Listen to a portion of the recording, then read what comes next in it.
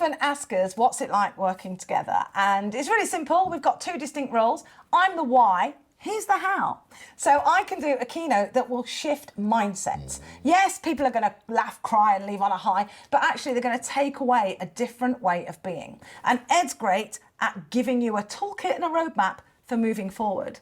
So some people book us for half a day and we do a workshop, but my keynote, his workshop. But actually, even more and more now, people are booking video jazz and in-person Ed, where I deliver a recorded keynote that's bespoke to you, and then Ed takes over with some tangible tools in the workshop.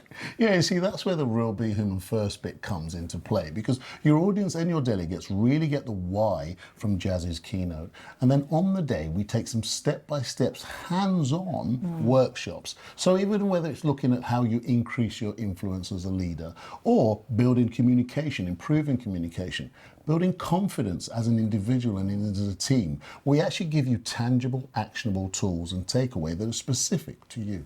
And it's great because this can be done for a small group or a large audience. I'm actually really proud of Ed because the stuff he does makes me look even better.